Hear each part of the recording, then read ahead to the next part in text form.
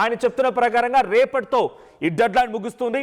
On Tuesday he'll gonna be hit power plant and bridges. So దానికి ఒక సమాధానంగా Donald Trump చేసిన ట్వీట్కి ఒక రికౌంటర్ ట్వీట్ ఎవరి వైపు నుంచి వచ్చిందంటే French human rights activist Agnes Callamard నుంచి. అంటే నాటో దేశాల్లో ఒక దేశమే కదా ఫ్రాన్స్, ఆ దేశాల్లో కూడా. సో ఇక్కడ ఒక ట్వీట్ ఏంటంటే రన్నింగ్ అవుట్ ఆఫ్ లాంగ్వేజ్, నీ భాష శృతిమించుతోంది, to denounce and condemn.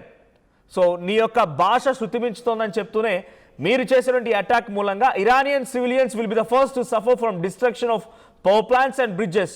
No heat, no electricity, no water, no capacity to move or to flee, and all that it means for their right to life, a revolting statement. నీ భాష శృతిమించుతోంది, నువ్వు చేసేటువంటి పని, నువ్వు power plants పైన bridges పై attack చేస్తానంటున్నావంటే నువ్వు అక్కడ Iranian సామాన్య జనాన్ని ఇబ్బంది గురి చేస్తున్నావు. వాళ్ళకి హీట్ ఉండదు. ఐ మీన్ ఆ కంట్రీస్లో కొంత డెఫినెట్గా హీటర్స్ కావాల్సిందే. సో హీటర్స్ ఉండవు, ఎలక్ట్రిసిటీ ఉండదు, వాటర్ ఉండవు, కెపాసిటీ, వాళ్ళు వేరే ప్రాంతాలకు వెళ్ళిపోవడానికి కూడా అవకాశం ఉండదు.